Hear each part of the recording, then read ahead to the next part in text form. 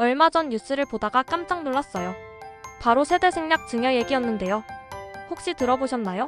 부모를 건너뛰고 조부모가 손주한테 바로 재산을 주는 방식이에요. 저도 예전에 부동산 공부할 때 잠깐 스쳐갔던 단어였는데 이번에 다시 보니까 규모가 엄청나더라고요. 최근 5년간 미성년 손주가 이렇게 증여받은 부동산 규모가 무려 1조 5천억 원대라니. 숫자만 봐도 입이 떡 벌어지죠. 세대생략 증여 뭐길래? 보통 재산이 위로부터 아래로 넘어올 때는 조부모, 부모, 자녀 이런 식으로 흘러가잖아요. 근데 세대생략 증여는 중간을 건너뛰는 거예요. 즉 부모를 패스하고 바로 손주한테 재산을 주는 거죠. 이게 왜 문제가 되냐면 사실 절세 효과가 커요. 원래라면 부모 세대에서 한 번 세금을 내고 그 다음에 손주 세대에서 또 내야 하는데 중간을 건너뛰면 세금 한 번이 사라지는 거죠. 물론 정부도 가만히 있지는 않았어요.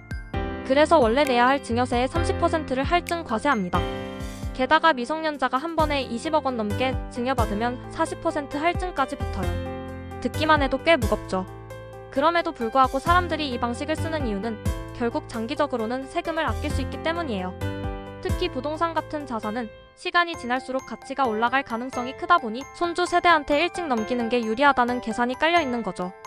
실제 규모가 어느 정도냐면 국회 자료에 따르면 2020년부터 2024년까지 5년 동안 미성년 손주가 받은 세대생략 증여 부동산 규모가 1조 5,371억 원이에요.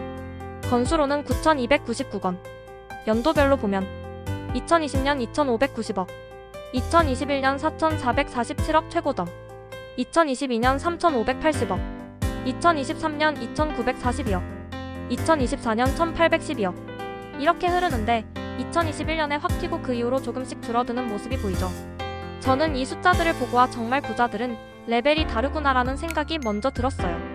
저 같은 평범한 투자자 입장에선 꿈같은 얘기인데 실제로는 이런 규모로 증여가 이루어지고 있다는 게 놀라웠거든요. 건물 토지 증여 트렌드 변화. 재미있는 건 예전에는 주로 토지를 물려줬는데 요즘은 건물이 더 많아졌다는 거예요. 2018년 토지 일건 평균 1억 9천만 원 vs 건물 1억 6천100만 원. 2021년 건물이 1억 9천9백만 원으로 토지를 역전. 2024년 건물 2억 1,400만 원 vs 토지 1억 3,200만 원. 즉 이제는 건물을 더 많이, 더 크게 증여하는 흐름이 자리 잡은 거죠. 왜 그럴까요? 제 개인적인 생각엔 건물은 임대 수익을 낼 수도 있고 상업용 부동산이면 활용도가 높아서 단순히 땅보다 더 효율적 자산으로 보이는 게 아닐까 싶어요. 미성년자 연령대별 비중. 또 하나 흥미로운 포인트가 나왔는데요. 바로 몇 살 때 주로 증여를 받느냐예요. 2024년 기준 금액 비중을 보면 1318세 43.7% 중고등학생, 712세 33.5%, 6세 22.8%. 즉 중고등학생이 제일 많아요. 생각해보면 합리적이에요. 이 시기가 되면 이미 주민등록번호도 있고 이름으로 자산 관리가 가능하니까 부모 입장에선 손주 명의로 옮기기 좋은 시점이겠죠. 근데 더 놀라운 건 0세 아기한테도 증여가 된다는 사실이에요. 무려 5년간 188건 총 371억 원. 건당 평균 약 2억 원이에요. 태어난 지 얼마 안 된 아기 이름으로 부동산이 등록돼 있는 걸 상상하면 정말 다른 세상 얘기 같더라고요. 제도 허점 vs 편법 논란. 문제는 이런 제도가 원래 취지대로만 쓰이는 게 아니라는 거예요. 정부가 세대생략 증여에 할증 과세를 붙여둔 이유는 형평성 때문이에요. 모두가 공평하게 세금을 내야 하는데 부자들이 이걸 활용해서 결국 세금을 더 줄여버리면 일반 국민 입장에선 불공평하다고 느낄 수밖에 없죠. 그래서 국회에서도 자금 출처 조사 강화, 편법 여부 철저 검증을 요구하고 있는 상황이에요. 실제로 부모가 사망한 경우라면 바로 손주에게 넘어가는 게 자연스럽지만 그렇지 않은 상황에서 대규모로 이뤄지는 건 분명히 의도가 있다고 볼 수 있으니까요. 제 생각은요. 저는 개인적으로 세대생략 증여 자체가 나쁘다라고 보진 않아요. 자산이 있는 분들이 자녀 대신 손주를 먼저 챙기고 싶을 수도 있고 합법적인 테두리 안에서 하는 증여라면 충분히 가능한 방법이니까요. 다만 지금처럼 부자들의 절세 수단으로만 쓰이는 건 문제라고 생각해요.